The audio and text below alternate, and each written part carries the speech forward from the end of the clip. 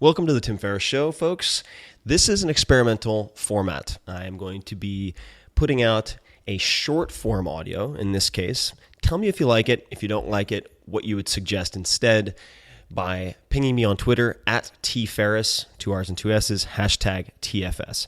This is going to be an essay, reading of an essay that many of you have not come in contact with, and that is, as a start, The Choice Minimal Lifestyle, 6 Formulas for More Output and Less Overwhelm. That is today's essay, this week's essay, and it is intended to give you some philosophical tidbits as well as practical tools that you can apply over the week or over the weekend. And it's intended to be, of course, shorter than the normal podcast, which is 1 to 3 hours in length.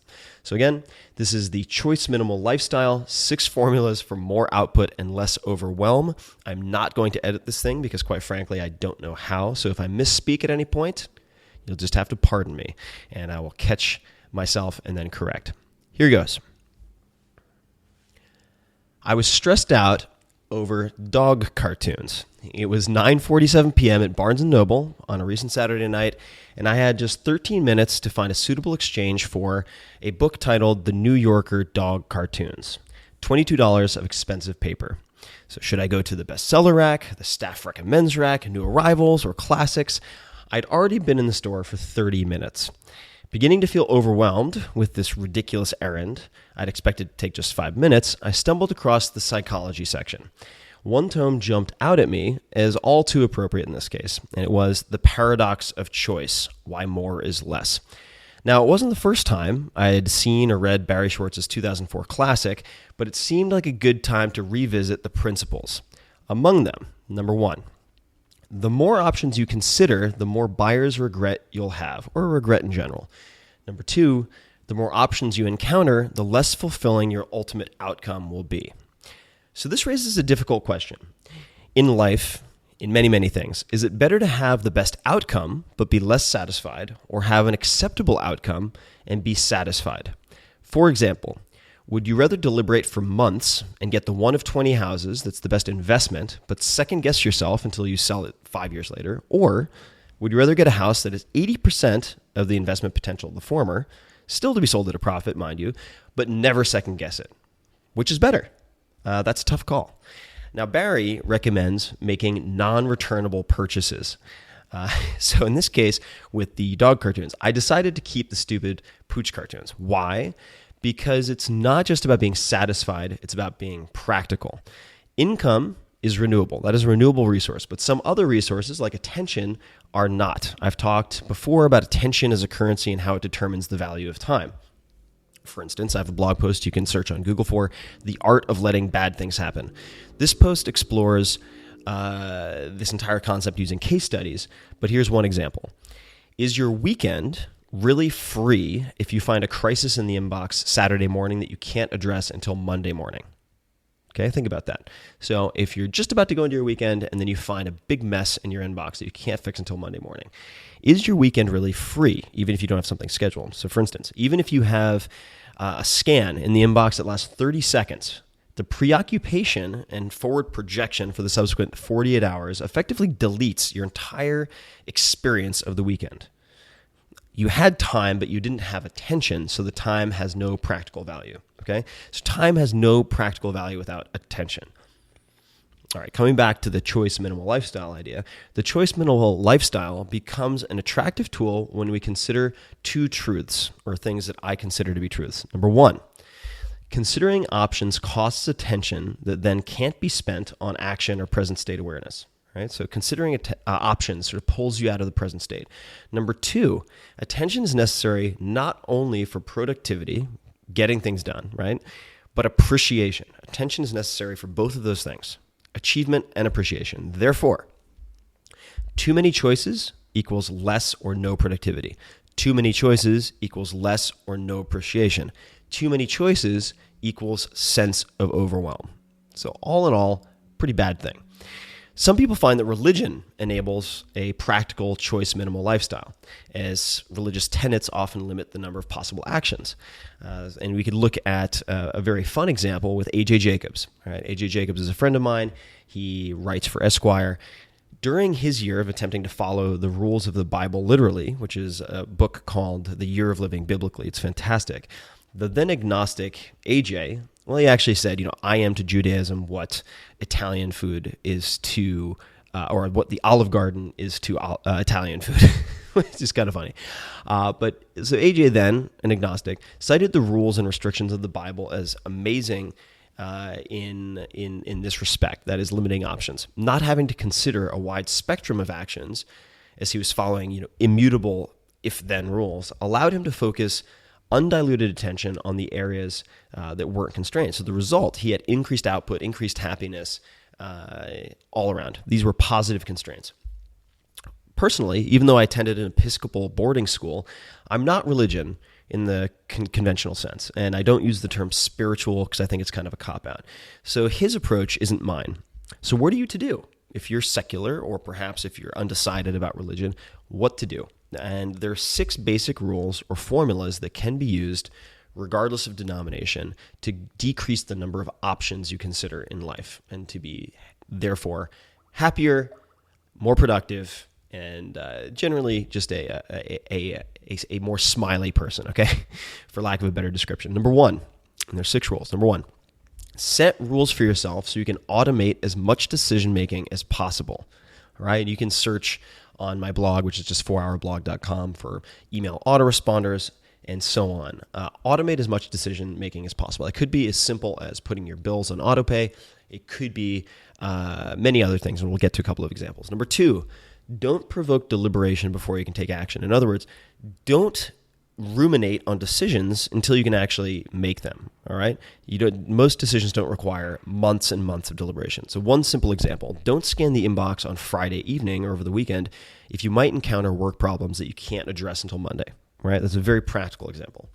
Number 3, don't postpone decisions or open loops, which is what they would be called in GTD, or getting things done parlance, just to avoid uncomfortable conversations, right?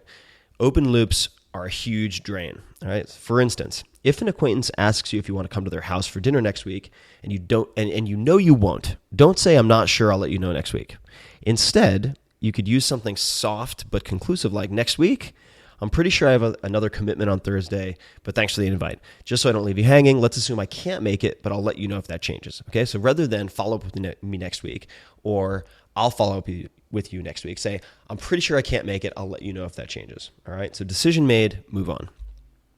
Number 4, learn to make non-fatal or reversible decisions as quickly as possible. All right, so risk to me is the possibility or the likelihood of an irreversible negative outcome. If the risk defined as such is low, make decisions and move on, all right? Most of them are going to be non-fatal or reversible. So in practical terms, you can set time limits for certain decisions. I won't consider options for more than 20 minutes and then just go with something, anything. You can limit the number of options. I'll consider no more than 3 options, right? If you're looking at homes or startups or whatever. Or you can set financial thresholds. For instance, if it costs less than $100 or the potential damage is less than $100, I'll let a virtual assistant make the call, right? And that is how I freed myself up with my first business in large measure, was saying, hey, I am no longer your customer. The customers are your customer to these contracted companies. If anything can be fixed for less than $100, I don't want to hear about it. Don't contact me as an intermediary. Just go ahead and do it. And then I raised that threshold over time. I wrote most of this essay after landing at the monster that is Atlanta Airport. It's a beast.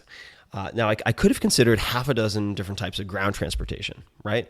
In 15, 20 minutes, maybe saved, 30%, but I grabbed an Uber instead. Now, why? Why did I do that? I could have saved some money. I didn't want to sacrifice 10 attention units, let's just say, of my remaining 50 to 100 total units, since those 10 units couldn't then be spent on this essay, right? You have limited decision-making capability. You can Google decision fatigue. It's been written about. I had about 8 hours before bedtime due to time zone differences, right? Plenty of time, but scarce usable attention after I'd pulled an all-nighter and due to fun stuff and a cross-country flight, right? So fast decisions preserve usable attention for what matters, okay? Likewise, you shouldn't spend a lot of time deciding what to have for breakfast in the morning, and I'll come back to that. It's a waste of your decision-making power that you should only allocate to creative or valuable things. All right, rule number 5. Don't strive for variation and thus increased options when it's not needed. Routine enables innovation where it's most valuable. Okay, routine, routine, routine. And there's a book, in fact, as part of the Tim Ferriss Book Club called Daily Rituals, which provides, I think it's 167 rituals of some of the most productive people of the last several hundred years, composers, artists, scientists. Take a look at it, all right? So Daily Rituals, great book. I produced the audiobook, in fact. But don't strive for variation. Embrace routine. Okay, explaining this. In working with athletes, for example, it's clear that those who maintain the lowest body fat percentage, generally speaking, eat the same foods over and over and over again. I've eaten the same slow-carb breakfast and diet, same breakfast and lunch for nearly 2 years, putting variation only into the meals that I focus on for enjoyment. Okay, so there's utility and then enjoyment. And for me, that's dinner and then all meals on Saturdays, which is cheat day. I go ballistic. And on any given Saturday, you can search on Twitter, #cheat day, and you'll see all sorts of crazy stuff. The same sort of distinction can be found in exercise versus recreation. Okay, so utility versus fun, exercise versus recreation. For fat loss and muscle gain, even as much as 20 plus pounds of muscle gain in 4 weeks, I followed the same exercise protocol, Occam's protocol, which was explained in the 4 Hour Body, with occasional experiments since 1996. That's a long time. Same thing, without variety. For recreation, though, when the focus is enjoyment and not efficacy, I tend to try something new each weekend, right? So long walks, climbing, rock climbing at Mission Cliffs or outside, mountain biking in Marin, tasting wine in Napa, whatever, right? There's a lot of variety in the recreation category, but not in the exercise category. So don't confuse what should be results-driven with routine exercise, right? Fuel for breakfast, with something that is enjoyment-driven, that benefits from variation. Okay. Number 6, regret is past tense decision making. Right? So think about this. Regret is past tense decision making. It's already water under the bridge, so eliminate complaining to minimize regret. All right. Condition yourself to notice complaints and stop making them with a simple experiment, like the 21-day no complaint experiment, which you can also search on the blog. If you just search 21-day no complaint experiment, my name, it'll pop right up. You take a bracelet or a rubber band, you put it on a wrist, and you snap it every time you complain. And we need to define what that means very, very carefully. What is a complaint exactly? But just a bracelet and awareness can prevent wasted past tense deliberation, right? Regret, being pissed off with people who have wronged you, grudges, all of that nonsense that improves nothing and depletes your attention and emotional reserves. All right, so consider a 21-day no complaint experiment. It is really a game changer, a complete life changer, and it's so simple to do. All right, so in conclusion, decision making isn't to be avoided. That's not the problem, right? You want to be a good decision maker, but and of course, you can look at any good CEO, top corporate performer, and you'll see a high volume of decisions. But it's the deliberation, the time we vacillate over and consider each decision, that's the killer. All right? Total deliberation time, not the number of decisions, is what determines your sort of attention bank account balance or debt, right? Where you start to make really sloppy mistakes. And if you look at, for instance, Herb Kelleher, Southwest Airlines, he had a journalist with him at one point, and they said, "Oh my God, your job must be so stressful, must be so difficult." And he said, "No, actually, it's really simple because I have parameters, right? Are we the lowest cost airline?" And every decision can be made through that lens. And he had the journalist sort of make decisions for him with a bunch of different proposals that came in. Lo and behold, really easy, really fast, low emotional tax, right? Because you have good rules. Okay. So let's assume that you pay sort of 10% over time by following the 6 rules that I mentioned. You cut your average decision cycle time by 40%. All right, so 10 minutes goes to 6 minutes, for example.